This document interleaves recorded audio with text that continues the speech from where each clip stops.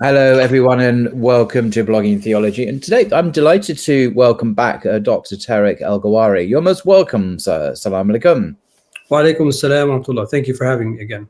It's always a pleasure to have you on the podcast, I must say. For those who didn't see previous podcasts, just to remind you that Dr. Tarek is a teacher, a writer, and scholar of comparative religion and Islamic studies. He's the founder of the Making Sense of Islam platform, dedicated to developing tools that help Muslims connect with and be present in their faith and daily practices. And he currently serves as the General Director of the Royal Al-Bayt Institute for Islamic Thought in Amman in Jordan, and is a professor of Shafi law at the Wise University and the US representative for the General Secretariat for Fatwa Authorities worldwide. And he is also the scholar in residence at the Islamic Community Center of Bolek in Washington, D.C. in the States. And he, as it mentions, he teaches and lectures and writes about Sunni Islam and its expression and practice in the modern world. And it's on that very point, really, that today's podcast focuses, I think. You've just published this new book, there we go, which I've just finished, Gate to Medina, Regaining the Art of Islam. Now, this is absolutely a fascinating text, I must say, full of interesting insights and some quite critical observations about various iterations of Islamic thought today. But before we get into that, in the early chapters of the book, you speak of a great gap that has emerged between Islam, Sunni Islam on the one hand, and the modern world, modernity on the other. Could you just explain a little bit about the history of this gap and how you would understand it? Sure. Bismillah ar-Rahman ar-Rahim. Alhamdulillah wa salatu wa salamu ala Sayyidina Rasulullah wa ala alihi wa sahbihi wa man wala. So the way I looked at it is kind of remember a statement from one of my previous professors, Sayyid Hussein Nasr. And at the university, he would always make a distinction between Islam as a civilization and Islam as a religion. And I think, if I'm not mistaken, I think I even used that terminology in the early pages. So Islam as a civilization means that there was a time where people's day-to-day lives, even if they were non-Muslim, by the way, but they lived in a Muslim majority kind of area, that their day, the rhythm of the day, what they wore, what they ate, how they functioned, what they did for a living, all of those things were kind of infused with Islamic values. And there was more of a congruence between Islam as a religion and Islam as a civilization. Mm-hmm. And the interesting thing is, if you reflect on that a little bit, we can go as far as to say from the time of the companions all the way till about the beginning of the 1800s, the beginning of the 19th century, there was this continuity. I mean, of course, there were changes, but not that many changes. There wasn't that much nuances in technology and discoveries and things like that. So the people living in the early 19th century, when they're reading about the early generation, they can kind of connect in a way that we reading about the people of the 19th century really can't connect. So this is what I refer to as the gap. And it brings good things and it brings bad things. I mean, it's you could read what I wrote and think it's negative. It's not all negative, but it's a historical occurrence that we must take into consideration. I think at one point in the book, you dramatically talk about the invasion of Napoleon Bonaparte into Egypt, and you're in Cairo at the moment, quite significantly. And he brought not just an army, but he brought an army of scholars, Orientalists, of all disciplines, to kind of map and kind of categorize the Muslim world, or the Egyptian Muslim world, according to their understanding, and the trauma that introduced into the Muslim world, because they didn't just bring scholars and an army, but they brought technologies. They brought the train, the locomotive, and other technologies which affected the Muslim world quite profoundly. So that's when you date it from. Is it 1798? I think, isn't it? This is the moment, a defining moment, anyway.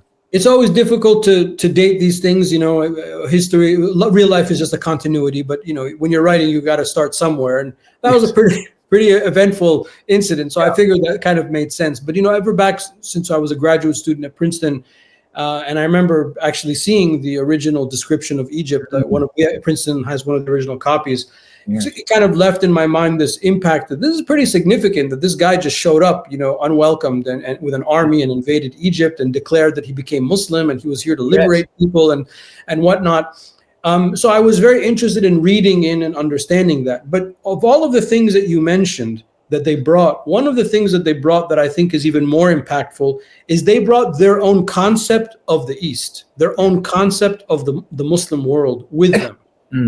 And that's where things get a little bit dicey, because their concept of the Muslim world was obviously not very correct or well informed. It has a lot of European biases built into it at the time.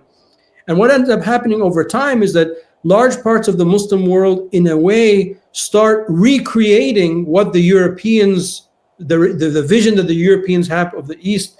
Easterners started adopting that as their way. And then you get this very disjointed kind of period. Now that's pretty traumatic. I think it's pretty traumatic. Just thinking about it, it's pretty traumatic. So you lose something of the essence. Yeah. So we're talking here is at the beginning where the bifurcation begins, where the bifurcation between the civilization, which then became occupied by the French, literally through colonization, and then through the British as well, and today through economic and political domination from other Western countries. But Islam as a religion continued, didn't it? And there was a lovely passage where you talk about your own studies at Al-Azhar as a younger man, entering into this kind of a different realm of being, this kind of classical world of Sunni Islam, and how, if I remember rightly, you say, but in the streets outside, in wider Cairo, in Egypt, a different reality was being played out. Could you explain the psychology of that? What was it like being a student, full-time student at Al-Azhar? Because you're an American, aren't you? You're not Egyptian in the sense of you are, your parents and so on are, but you're a US guy. So you're coming to this as an English-speaking guy who speaks Arabic, studying at this great institution, and you notice this incredible sort of bifurcation of realities around you.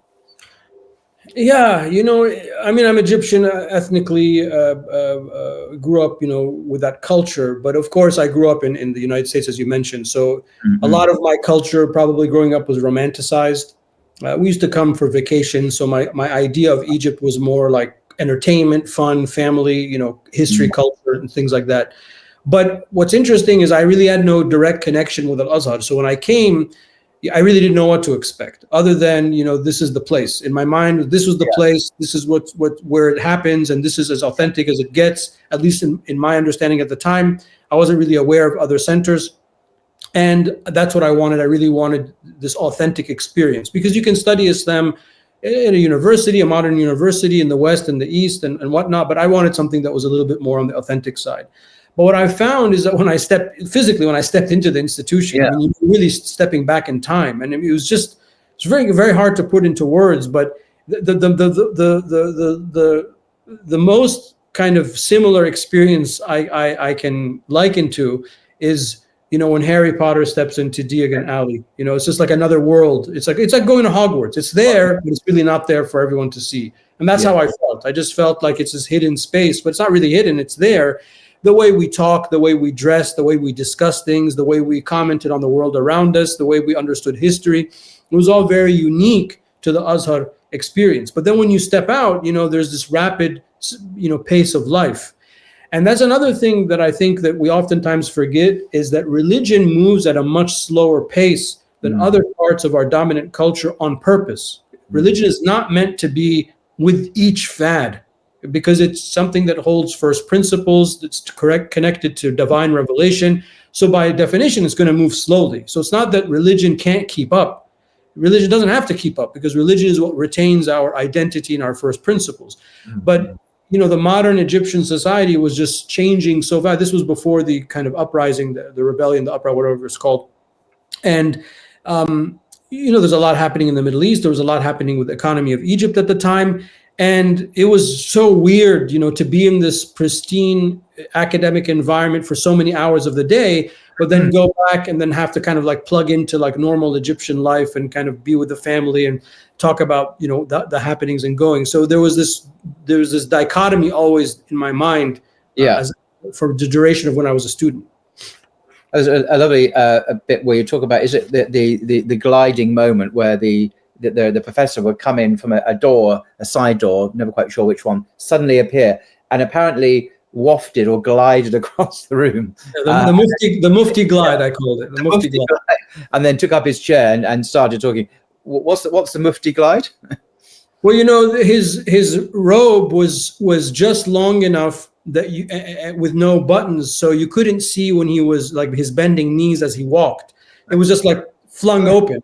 So when he walked, it looked like he was just like kind of just gliding like that, and it was just so surreal because I was on the opposite side. I would just see him every day. I was like, this is amazing. He kind of like glides in, and then so that kind of added to the mystique, you know, added to the mystery. The Harry Potter feel, you know, a kind of slightly supernatural feel about this human being gliding across the surface. Yeah, and there were other type of things like that. I mean, there were other things that I witnessed at Al-Azhar that kind of added to that it wasn't just academic study. There was something else, you know, some kind of spiritual connection, mystical connection that was happening in a very real, authentic way. Because a lot of the people that were there, most of the people that I interacted with, this was their life. Their life was just dedicated to preserving these traditions and teaching them and so on and so forth. So it was a very powerful experience. And it was also very interesting to see it juxtaposed with, because I'd have to go back to the States to do this or to do that. You know, I had kids and, you know, I'm raising a modern family and you know, how do you do that vis-a-vis kind of this experience? Is there a way to connect it? Is it not compatible? So all of these things I struggled with for many years.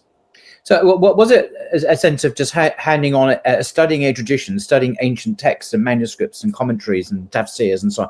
Was it any sense of engaging with modernity? Say, you know, did they teach about the Islamic response to Darwin's Origin of Species, for example? Or did they deal with contemporary liberal theory, John Locke and J.S. Mill, you know, some of the very influential in the United States and in Britain as well? I mean, was it an engagement with contemporary Western thought at all?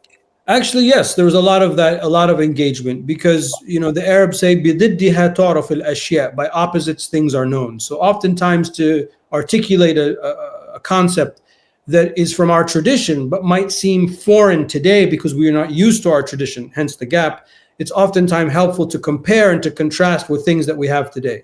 So Egypt being a quote unquote republic, being a quote unquote democracy, having a constitution, I mean, these type of things are supposed to be known and therefore are easy points of a comparison. So a lot of that happened, but maybe not a very deep, sophisticated, like let us look at John Locke's theories, you know, point by point, but just in general terms.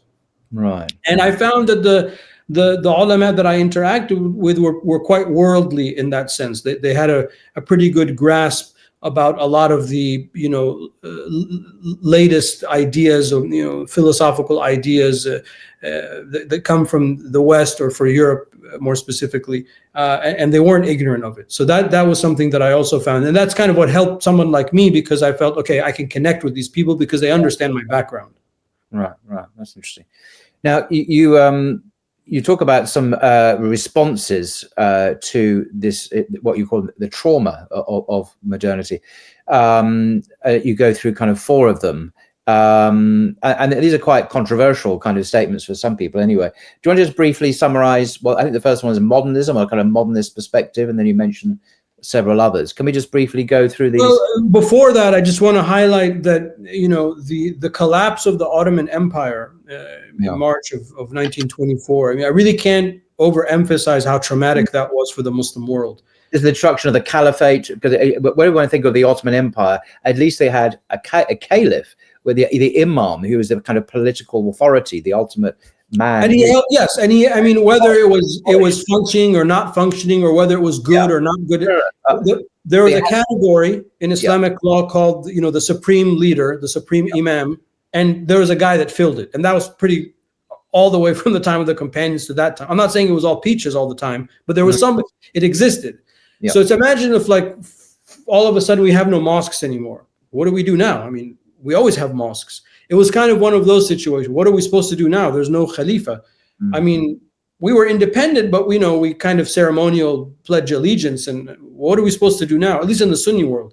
So this was a very traumatic, experience. And Dr. Mona Hassan's book on the Caliphate, I highly recommend that for people. She does an excellent job of tracing a lot of the details of that episode.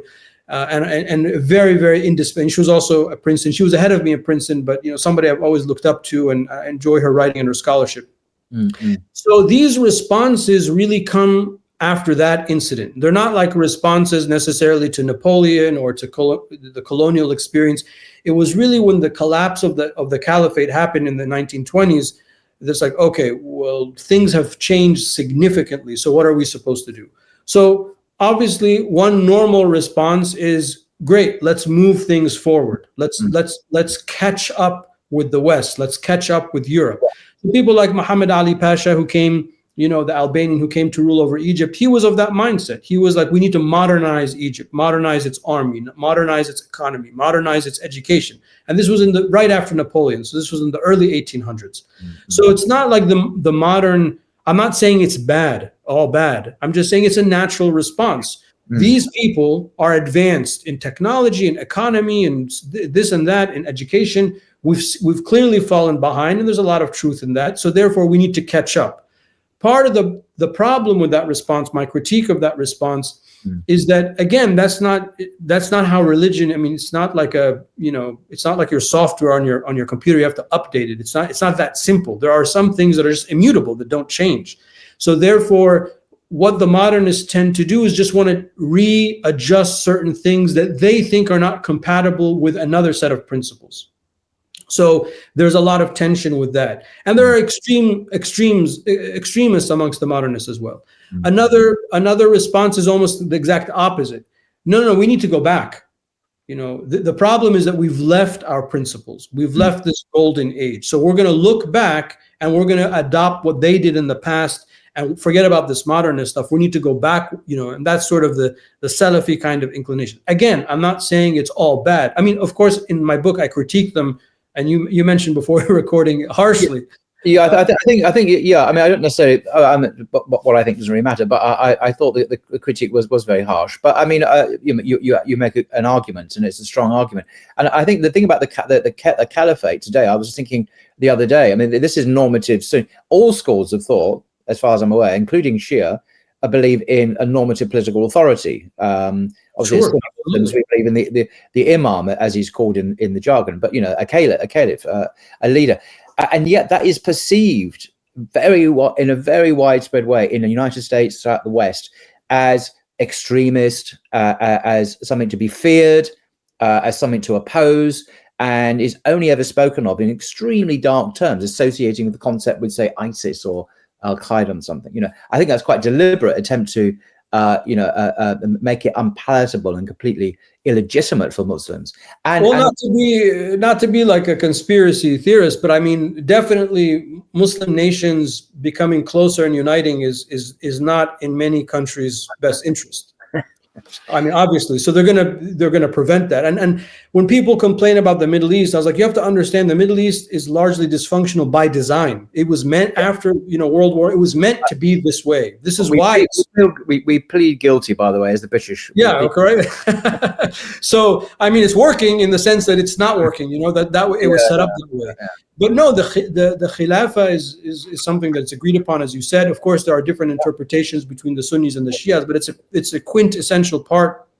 I mean, how could any community not believe in a leader? I mean, it doesn't make any sense. So there has to be some kind of political leader. And ISIS hasn't helped because they've usurped a lot of these terms. But anyway, so these are like two of the main responses. And the third response is also, it's not as popular, but it's messianic. It's like, this is the end of the world. And we have a lot of Mahdi movements. A lot of extremists would refer to themselves as the Mahdi. And again, it's a problem of religion. A lot of people, there's messianic, Christian Zionism, we've spoken about that before. It's a messianically kind of infused, parasitic growth on modern Christianity, let's say. Heresy.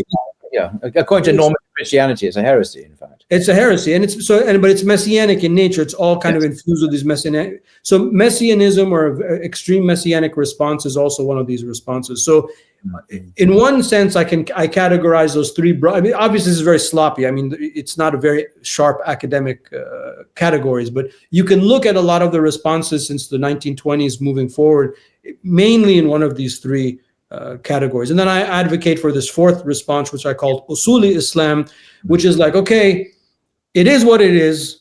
What do we do now? Like, how do we revive what I call the art of Islam? How can we continually have a meaningful, peaceful, growing, nurturing Islam in light of the modern reality, without selling out our principles of the past, but also acknowledging that we are here right now, not in the past. We are here right now.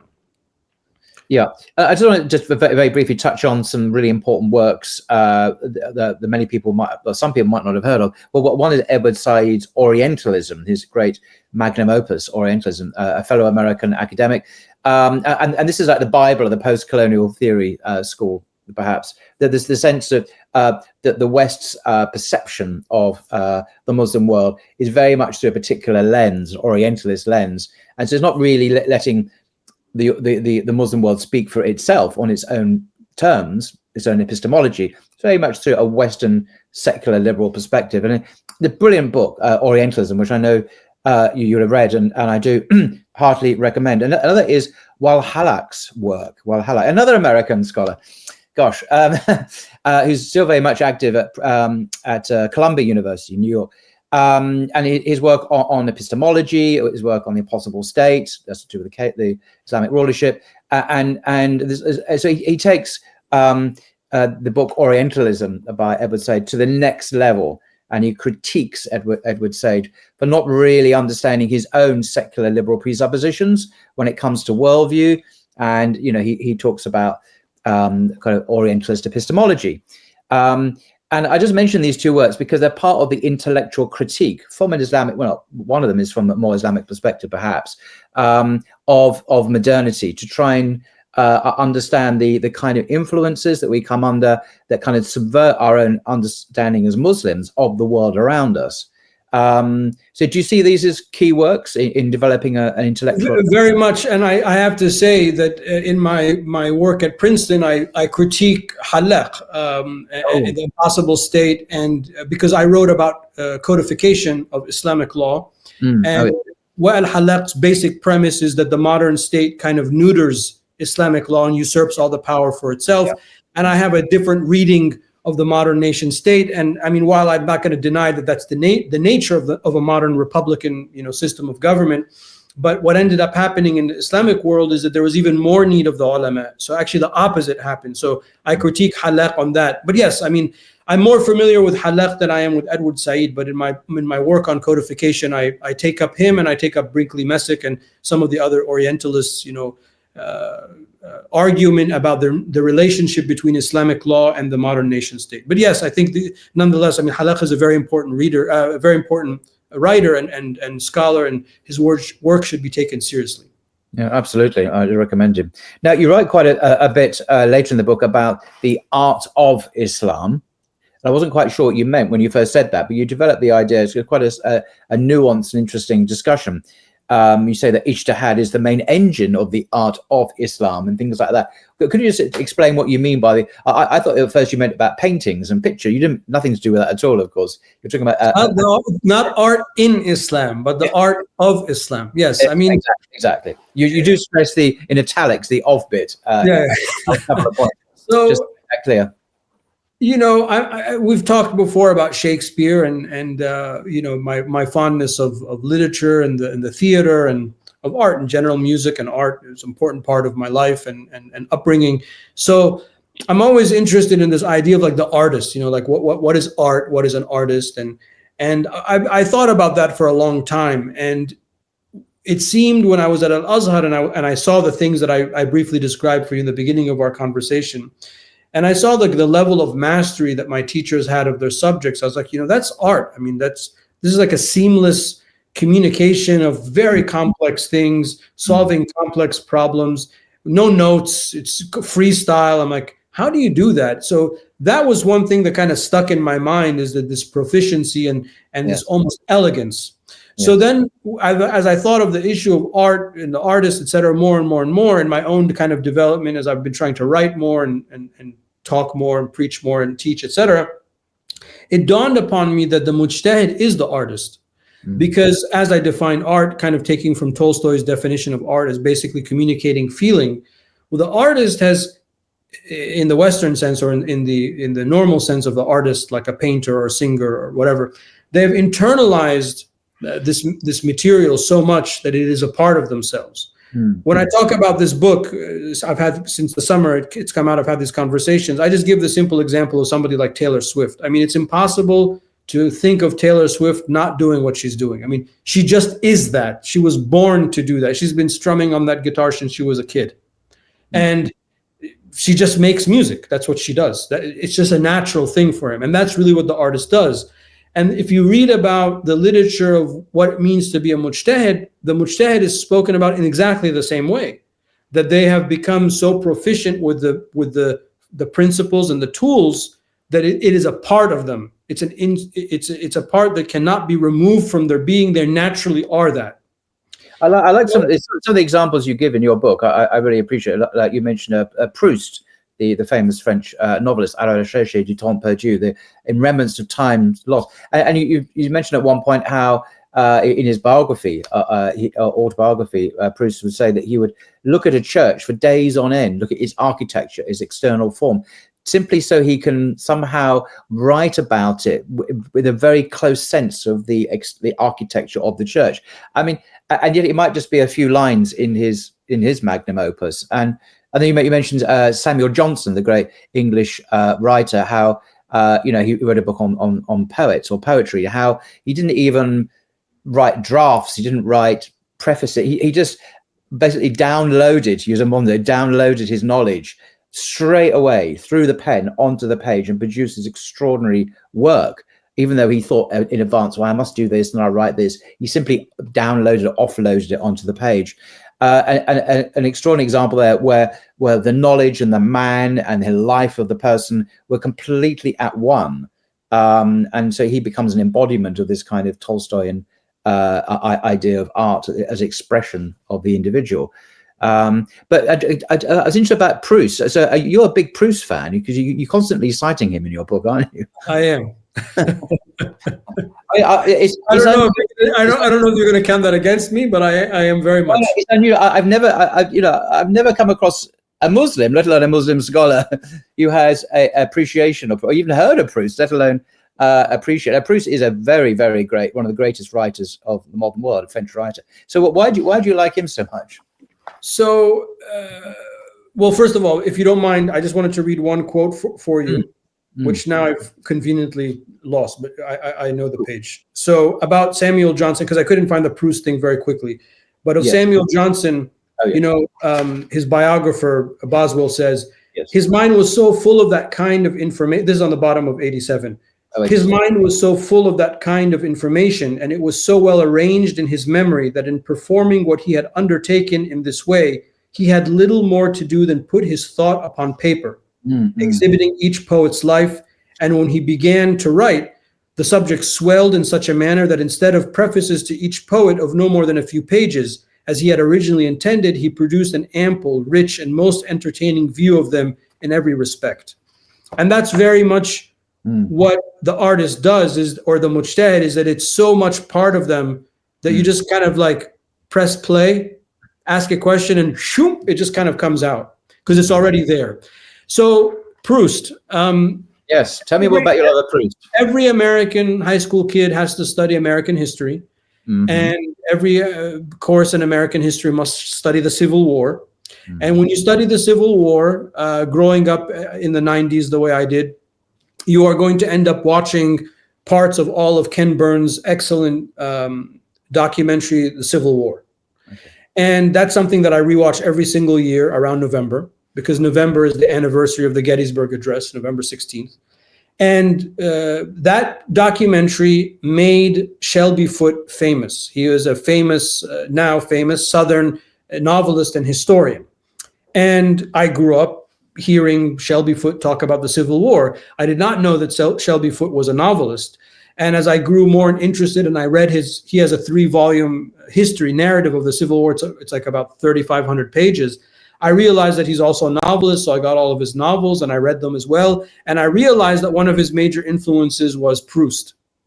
And that's where I learned about Marcel Proust and how it really shaped him. I was like, oh, I guess I gotta if I love Shelby Foote, I guess I gotta read Marcel Proust. And I read Marcel Proust and I just fell in love. I was like, oh my God, I've never read anything like this. But let me just pause you on this, because I've read Proust. Reading him is not like reading a newspaper. It's not like reading even reading Dickens. What I mean is you can trot along with Dickens and you can read it fairly quick. I mean, it's a very, very interesting writer. Proust, though, is you've got to slow down. You've really got to. You can't rush. You've just got to let Proust be Proust, who will just take you very organically, slowly, meandering sometimes in this extraordinary psychological journey through. Is basically autobiographical, although formally it's not. It's a fictional journey. But reading him is very anti-modern in the sense that you really have to, because people don't like reading long books. And Proust's magnum opus, Remembrance of Times Past, as it's often called in English, is a huge multi-volume work. And it's not only is it multi-volume, you've got to slow down to read it and let him percolate through your being. We're trying to find a metaphor here. What was that like, encountering this extraordinary being, Proust, in his work? I mean, it was overwhelming because, as you said, it's just so rich. I've never really encountered anything like that. So, I mean, I read him, but I really need to reread it if I really want to benefit. And it's the volumes that I got were the original ones that Shelby Foote. So I had to find it on eBay. It's like the original, I think 1920 something English translation, Remembrance of Things Past, which is the translator took from one of the sonnets of Shakespeare. Yes. And it wasn't really until the very end of the book where he starts talking about how he found how art was the liberating thing that liberated him, that it kind of clicked for me. And it was just, sometimes I was just almost in tears what I was reading. I mean, I like, this is exactly what Islam is like. This is exactly what I experienced. And that's, I think, where the seeds of this idea of the art of Islam came from. But I didn't know it at the time. I needed to read a little bit longer and more to get to that point. But it was something, out of this world, really. It was literally out of this world. And I want to kind of block off a couple of months to reread. I say that every year, but I just don't have the time. But I would love to reread Proust. Yeah. I never actually finished the book. I just got distracted. There's so many. The problem is that living now, there's so many distractions. People constantly say, "Oh, you've got to watch this video," or "Have you seen this debate?" or "What about this article or this essay?" And this competes with one's time. And I'm not saying it's necessarily a bad thing, but it's becoming more difficult now. It's a struggle actually to focus, I think, for many of us. And I've heard students say this at universities as well, to focus on the written word, because of these competing claims. And some students don't even read. Maybe some can't actually read. I don't know in some subjects, but I mean, this is not really the topic of your book, but just the whole experience of reading in today's world, in this year, 2025, especially, when there is so much competition for our time. And it's not just the videos, it's the TikToks and the X/Twitter as well, competing for our time and just absorbing us endlessly. Is it becoming more and more like a jihad, like a struggle to actually keep focused on books in this sea of endless distractions? Yes, I mean, every time I have a class now, I ask in the very beginning, how many people read just for fun, anything? And class after class, not one person raises their hand. What, one person? Where is this? In Jordan or sorry, which place? This is in the United States. US. Right. I know that many of my students in the East, maybe they read a little bit, but it's pretty dismal. And what's happening is that we are losing the ability to communicate and to understand. So by not reading, we're just becoming dumber, basically, as a community, as a society. And things that I grew up just thinking are basic, a lot of people don't know that they're basic. And a lot of that is simply because people don't read. And I'm not talking about reading Islamic theology, and I'm not talking about that stuff. I'm talking about just read in general. Just I want to read because I enjoy reading. And it's a big struggle, as you said. It is a jihad to get people interested in reading, and to show them that there is a joy in this delayed gratification of taking the time to read and then coming to the end and be like, wow, that was amazing. And then it becomes a part of you. Yeah. Like when you read Tolkien, we've talked about Tolkien before. I'm like, wow, okay, I get it. That's a part of it's never going to go away. When you read Shakespeare, you're like, oh my God, okay, that's now a part of me. It's not going to go away. Same thing with Proust, etc. Or if you read Ghazali or, the great books of Islam. But if you don't have that, then it's like you're bereft of any meaning. I mean, then what is a part of you? All of these memes and these short videos that add up to nothing. It's a very sad existence. It's a big problem. And I mean, with the advent of AI, just to completely go off the topic, because you don't mention AI at all in your book, I don't think. In my daily walks, I love walking, and it's a great opportunity to. I've discovered ChatGPT, where you can actually have a conversation with ChatGPT while I'm walking. And so I go through various topics, and I've discovered, perhaps everyone else knows this. So I'm not. Part of me is testing ChatGPT, but yesterday I was talking to him about the Anselm's ontological argument, and then I talked about the modal ontological argument. Plantini's 20th century updating of it, possible worlds, and all that. And it was interesting that ChatGPT was very accurate. It really and very beautifully or succinctly expressed the topic, but there was no depth there. And I kept on pushing it and saying, well, what do you mean by this? And what do you mean by that? And there was a sense of kind of, it kept on talking in almost generalities all the time. And I wanted to drill down, and I pushed, and it really wasn't having it very much. And so I found it quite disappointing ultimately not to be able to excuse me, to drill down deeper into these subjects with ChatGPT, which boasts itself as being this encyclopedic resource which can talk about anything, and it can pretty much talk about anything. And of course, it makes mistakes as well. That's another stuff I'm not going to go into. So ChatGPT is superficial, unfortunately, although what it does know about is usually accurate, at least in terms of philosophy or theology, I've discovered so far anyway. But it's disappointing. So we have to go back to books. Books are the only resource to take one deep into these subjects, and AI. I would go further, and I would talk about the importance of fiction and literature, because those are the type of things, if it's good literature, surpass the generations and time, and we draw an infinite amount of benefit from them.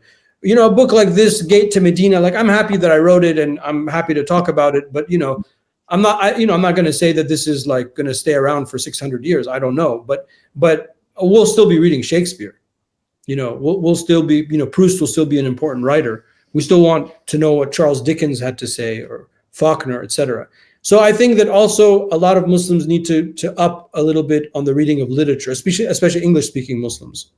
Yes, yeah, I agree. And this decline in reading is very, very concerning. And I find now having to not self-censor, but to restrain in some conversations I had in the real world with people, because I don't want to, it's not showing off, but I don't want to take the conversation areas where perhaps they're not going to be familiar with it because they've not done any reading about it. And so one's constantly is kind of holding back about that. But then you're always going to the lowest common denominator, and that's also a problem, because then you're not able to lift people, and that's actually where how religions become secular, is when we no longer have a shared body of understanding about the religion itself. Then you have to go even lower and lower and lower, and then you have to start arguing things that were argued 1,000 years ago. So it's a big threat to us. It's a big threat, and I worry about the lack of reading, which begs the question: why do you write then? Well, no, people are reading. It's just it's a diminishing pleasure. I was shocked that you said none of your students put their hand up when you asked them about their. Well, I don't think they're going to answer like that the next time I ask the question. But when I first start a class, I usually ask that just to gauge where people are. Right. And I'm like, if you're not even going to read, if you haven't read anything, then what are you doing in this class? I mean, you have to, this is supposed to be a class in Islamic law or something. I mean, how do they even get into the class? I mean, how? Yeah, I know. Or why are you in the class? I mean, I don't understand that. That's very funny. Now, I'm going to be a bit naughty now, and I'm going to apologize in advance, because you do say one or two things. I'm just going to point out one thing where I think there's a legitimate learning point here, where, in my humble opinion, you didn't quite get it right in terms of factual history. But before you do that, just let me know the page, so I'm on this. Page 16, exactly. Page 16 of your beautifully written book. You're talking about the differences between, I don't know, the Western Christian world and and Islam, and the difference number one is one of sacred language. Number two is worldly power. We're not going to go into that so much. I have time, but it's difference number three: united theology. And you say the early Christians struggled to unite their theology, which is very true. For the first several centuries of Christianity, there were rival churches that held different theological beliefs, and in some cases, even different books of the gospel. Major efforts, such as the Council of Nicaea in 325, were notable attempts to bring this disparity into a cohesive, sound, and agreed upon doctrine. Now, this is fine, but there I sense that you were saying that at the Council of Nicaea, these different books of the Gospels, i.e. Matthew, Mark, Luke, and John, a different canon of Scripture, was addressed at the Council of Nicaea, and the attempt was made there to bring order and agreement to these disparities, and that alludes to a common misunderstanding, and particularly bizarrely, Muslim scholars had this. And I don't know why. It's just the Council of Nicaea had absolutely nothing to do whatsoever with Gospels or Bible or anything like that. It was only to do, the main point of Constantine calling this council was to settle a dispute that was dividing the church and thus his empire, Constantine being the Roman emperor, of course. And he wanted unity, he wanted peace in his realm, Pax Romana. And so he called together a bunch of bishops at Nicaea, which is in modern Turkey, to settle the issue of Jesus. Who was Jesus? Was he God? Was he a creature? And so on. And Athanasius and Arius, the two eponymous founders of Arianism and so on. And it was decided ultimately by the council that Jesus was God, the same substance as the Father. At no point in the deliberation of the council was the Bible ever discussed in terms of the canon or the Gospels. But is this myth that has been circulating for some time? Even very eminent scholars, not such as yourself and other people, have said this, and it's simply not true, and nothing to do with it. And so, reading in that area, in terms of the would disclose what was actually going on at the council, which was a very technical discussion about Christology, really, and metaphysics, rather than the Bible at all. So, in the back of my mind, writing this, I reread the passage because you had sent me a note about this. Yeah. It could have been written more clearly, but in my mind, I was referring to exactly what you just said, the theological debates about the nature of Christ, right. Which are discussed. I think the best discussion of them is like volume 4 or 5 of Edward Gibbon's The Decline and Fall of the Roman Empire. I mean, he's the best, I think, at least non-theologian that talks about them.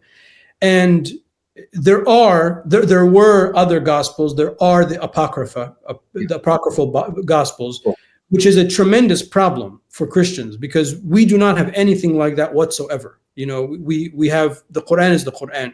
We have weak traditions, but they're not like considered maybe not. Yeah. So I think putting those two things in one sentence made it seem like I was arguing that that's what happened at the Council of Nicaea. Okay. I was referring to the theological, but when I reread the 2-3 sentences, I was like, you're right. I led you to believe that, and therefore I didn't do a good job in communicating. Oh no, that's okay. I'm very reassured. And I thank you for pointing it out and allowing us to discuss it. Yeah, no, that's good. Thank you for your clarification. That clearly wasn't your intention to resurrect that myth. So no, that is the case. And you're right. In the early church, there were many different groups. Though the Gnostics and the Ebionites and the Marcionites and the Proto-Orthodox and so on, all with their own scriptures and competing Christologies and metaphysics. And there wasn't a thing called Christianity as in this essentialist sense from the beginning. But in Islam, there was a clear text, the Quran, of course, and then the Sunnah of the Prophet himself, through which to interpret the Quran and to guide, which was very clear. And disagreements centered around issues of rulership, I guess, in terms of, you know. Well, I realize that what I'm saying will be debated by Muslims themselves, but as I told you, I'm happy to be proven wrong. I mean, I don't have a monopoly on knowledge, but I would ask that people just pause before they critique me to understand the significance of what I'm saying. And fundamentally, on the top theological issues, there is no difference between the Sunnis and the Shias.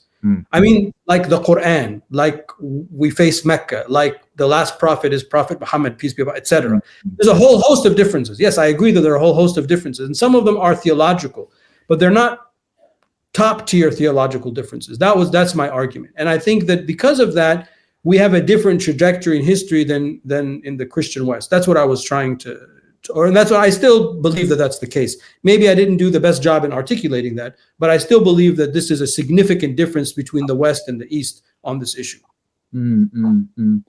Yeah, and the last chapter, or penultimate chapter, is Tasawwuf, and there's a beautiful quote here from the Quran, actually. He says, trying to find it. I think it's Surah. Oh, here we go. On page 97, you say, the task to improve the self, what the Quran refers to as Tazkiyah al-Nafs, or purification of the self, is a universal injunction on every person. And then you quote the Quran in English. You say, he is indeed successful who has caused it to grow, and he is indeed a failure who stunts it. It's Quran 91, 9 to 10. And there's a beautiful, it's just a single, you mentioned a couple of other verses as well, but that particular verse is always struck me as the seed from which this whole discipline, or this whole science of Tasawwuf has developed through time. Would that be right, that from that kind of germ, or that seed that it developed? I mean, it's quite significant, because it's one of the three, the ulama argue it's one of the three universal injunctions. God created us a certain way, and we have this thing called the self, the nafs. It can be really good. It can be, usually it's not very good. We're our own worst enemy. And then God tells us, if you work on that and you polish that and you improve it, you're going to do good. If you don't, you're going to be bad. I mean, it's pretty simple. And that the task before us, therefore, is just to constantly work on that. And I think that part of how to regain that gate, to go to Medina the right way, the concept of the name of the book, is that we all have to take that a lot more seriously. Now, I'm not advocating for any specific Sufi way or manifestation, even though I have my own order and I have my own way, and that's a part of my life, and I have murids and things like that. But I'm just talking about tasawwuf, like with a Sufism with a capital S, like as like the universal injunction in the Quran. Because I think a lot of times, at least in the Sunni space, I don't see that we talk about that enough. I don't see that we're emphasizing that enough, and we need to be doing much more deep work on ourselves, and then as a community. Yeah. And then on the preceding page, 96, you say, for the spiritual path of Islam is predicated on the firm belief that each one of us consists of body, soul, self. The physical body is activated or turned on, as it were, by the insertion of the soul, an act that takes place in the womb. And then in a footnote, you talk about most jurists agree the soul is placed in the body after 4 months. Based on a hadith noted by Bukhari. This, I mean, it's a slight digression, really. It's something I've been thinking about recently, about what we are as human beings. And I heard one person say, they weren't a Muslim, but we are souls that have bodies. And what she meant by that was, after her reflection on numerous accounts now of near-death experiences, where people have out-of-body experiences and they observe themselves in the corner of the room. These people are dead or, completely incapacitated, and observe what is going on around them to their body, so they can hear and see. And when they are resuscitated, accurately report exactly what they saw and heard going on, when physically it would be impossible for them to do so. And these accounts are verified independently by healthcare experts, by neurologists or doctors or nurses, whatever. And there's legions of evidence about this now. There's no longer, it's in peer-reviewed journals, it's out there. And she was reflecting on what it was to be human, that we are, in terms of our ontology, that we appear to be souls that inhabit bodies. But when the bodies die or are completely incapacitated, our souls do continue, and they may not be in our bodies anymore. And I thought how beautifully that dovetails with the Islamic understanding of each one of us consisting of body, soul, and self, and that the physical body, as you say, is activated or turned on, as it were, by the insertion of the soul, and that takes place in the womb. And I thought that coalesced or converged very beautifully. Yeah, I mean, I would argue that this is very basic Islamic teachings. Maybe sometimes it's not spelled out in that kind of simple way, but if you follow the nomenclature in the Quran and then the Sunnah Hadith, in the Hadith literature, you'll see that there's three distinct things. And the self, because the verse that you quoted earlier, قَدْ أَفْلَحَ مَنْ زَكَّاهَا وَقَدْ خَابَ مَنْ دَسَّاهَا, the damir, the pronoun, is referring to the nafs. So the nafs is different than the soul.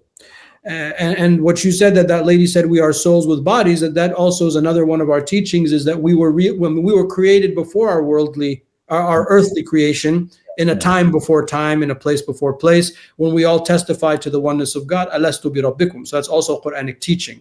Yeah. So, and going back to Proust, that's what I say, that's our deepest memory. So Proust's salvation through art is that art goes into the subconscious and removes from it something that it had in the past. So that object, that art, that piece of art is what brings back that piece of that involuntary memory that Proust talks about.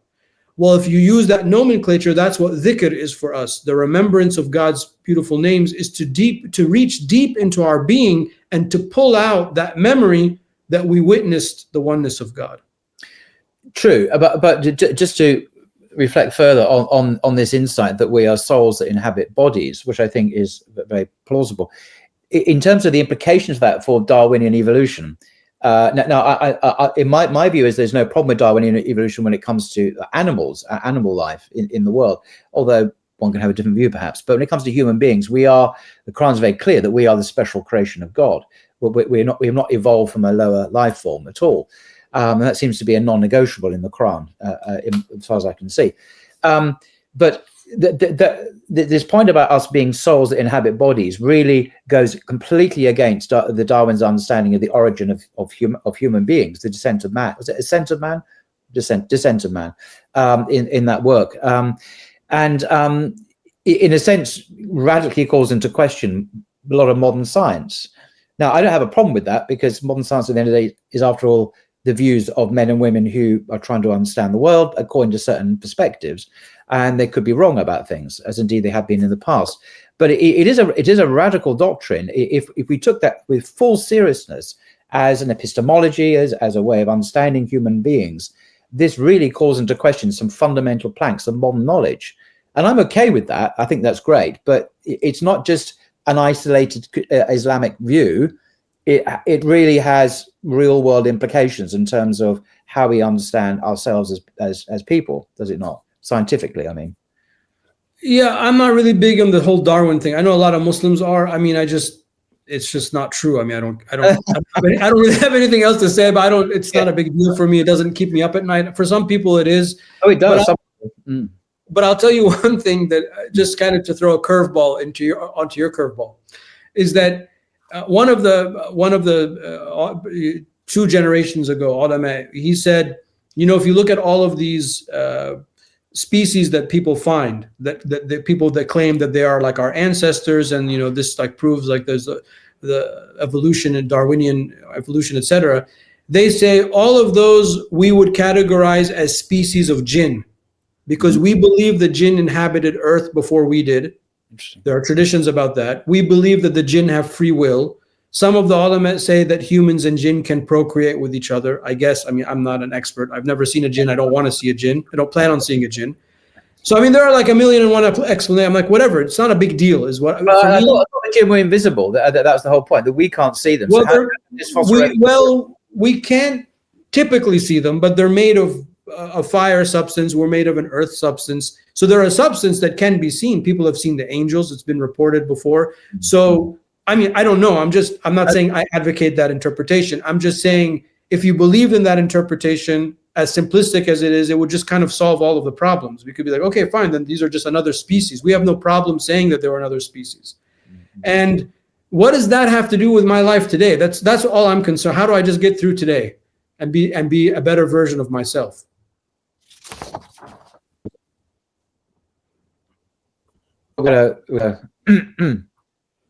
Yeah, you're okay. Can you hear me now? So I'm saying I'm just concerned with being the best version of myself today and making tomorrow better than today. It's pretty simple. I'm not really worried if I came from a monkey or not. I don't believe I came from a monkey. I just don't believe. That's not what they're saying anyway. This monkeys exist in the world today is a primate that was prior to our current. Okay. I mean, yeah, but I don't know what Adam looked like. I believe he lived much longer ago. He probably looked like you, actually. So but I mean, I'm not concerned about that. I know it's just not my thing.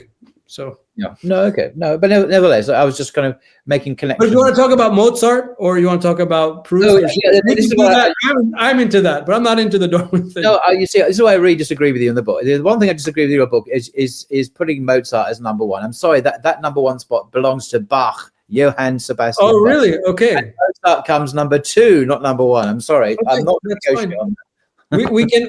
We can disagree on that. I accept that. I mean, Mozart is just, for me, Mozart. But yes, I mean, people are very passionate about that. Indulge me. What is it? Is it his Requiem, his operas, his quartets, his piano concerto? What work is it? I'm more familiar with the famous operas. I used to sing some of the arias from Don Giovanni when I was in college. So, I wasn't able to get to a tenor level, but I was an okay baritone. And I think it's just like the overall feeling when you listen to Mozart, and I think when you listen to some of the operas or like the overtures, to Magic Flute or something. Yeah, this is a feeling. I'm not a musical expert. I can't say, based on meter and scale. I don't have the sophistication to do that. I'm just like, when I listen to Mozart, I feel good, and so for me, he's great.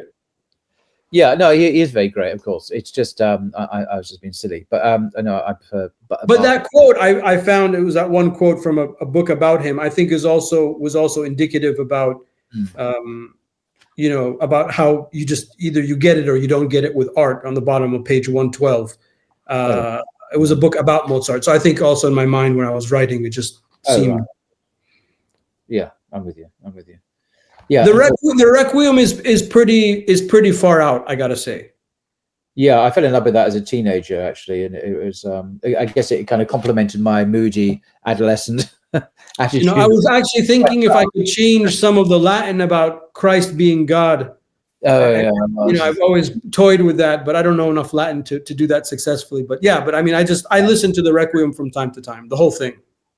Yeah, it's extraordinary, and of course you do allude. We're not going to get into it, but obviously the issue of music in Islam is controversial, and there are different views and so on. But that's a different subject, of course. So, we're not going to get into that now.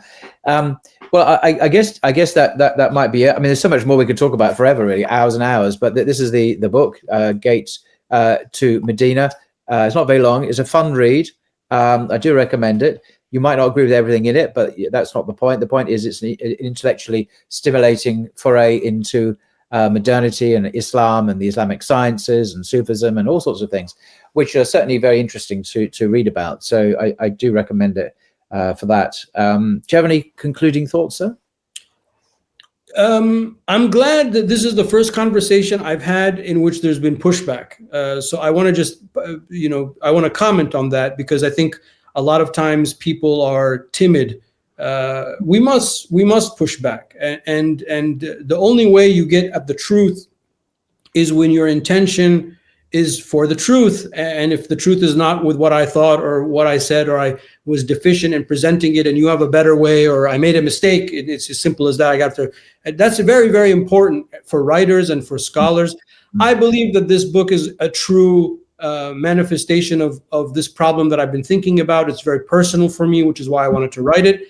But I appreciate even more than all of the people that have read the book and given me thumbs up. I actually appreciate your pushback even more than that, because it tells me that you read it also in a way that's true for you, and you're pushing back, and that causes me to think even more. And I just wanted to highlight that for you, to thank you for that, and also for people that are watching and listening. I mean, this is what I think real scholarship and real, this is our tradition is like this. I mean, great. Let's push back and find what's wrong and a better way of stating something. Or if somebody made a mistake, admit that you made a mistake, and it's fine. Move on. No one's perfect.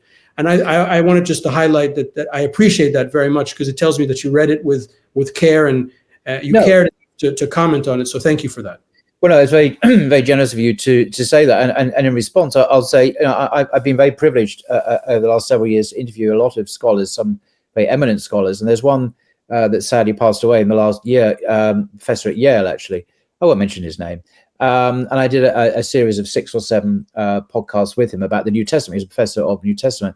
And in his last book, he was a very eminent guy. And in his last book, he said something which, in fact, his whole central thesis, I didn't really agree with. And I gently pushed back, because I thought he was trying to have his cake and eat it, basically. He was trying to say, you could be an Orthodox Christian and be a top New Testament scholar and accept all the biblical criticism of the world and still believe all this. Really? And his whole book was that. So I gently pushed back on this.